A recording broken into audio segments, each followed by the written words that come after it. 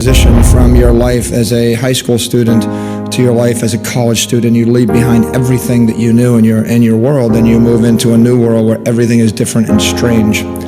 And that's what I felt this morning. A sense of disruption and anxiety I felt when I woke up and I looked around the room.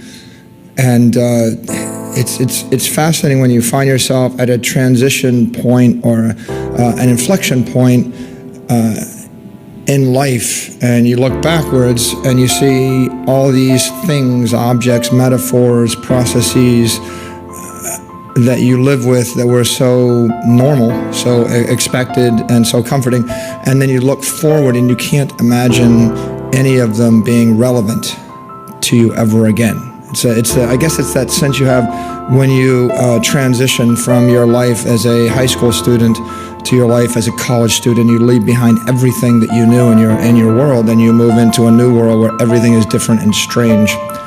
And that's what I felt this morning, because I got up, I looked around, and I saw a computer. And I thought to myself, since I got an iPad, I've probably sat down at a computer 2% as often.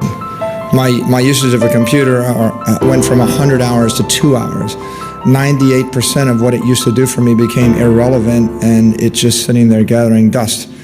And then I looked at a bunch of books, and I thought, in the last year, I haven't really felt a need or desire to buy a single book or carry a book. And I looked at magazines, and I thought, why would I ever take a magazine anywhere? And I looked at a bookshelf, and I thought, well, if I don't have a book, why do I have a bookshelf?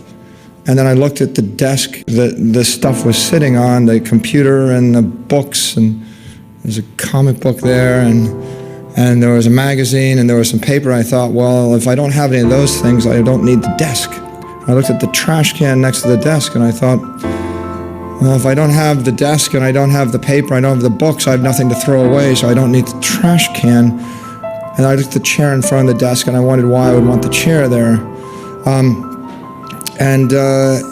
It went on like that as I just began to think about all the things in my life that I grew up with, that I found comforting, that might be representations of my ego or my self-worth or my erudition or affluence. A large library or a large desk or a nice chair or a big computer with a big screen. And I thought, well, if I don't have that to display, then what does my life consist of? And the fact that I felt that this morning when I got up, even today, is shocking, because I'm in the technology business for the last 20 years, so I shouldn't be feeling that, and yet I do. I feel a profound sense of disruption right now in my life. I'm building an apartment, and in the apartment, I'd laid out an area which was going to be a nice library. It'll have a lot of bookshelves and a nice table where I could put the large books on the table and chairs to sit around. And now I look at it and I think, well, what will I put in that library? And then I had another nice desk I'd set up, and I had these nice bookshelves right behind it. And then my architect designed them out. He looked at me and he said, well, you don't really need those anymore. So I just took them out. And so that's going on even in the last 12 months, that I'm finding that just basic architectural decisions don't make any sense anymore. If you found this video valuable, don't forget to give it a thumbs up, subscribe for more content, and share your thoughts in the comments below.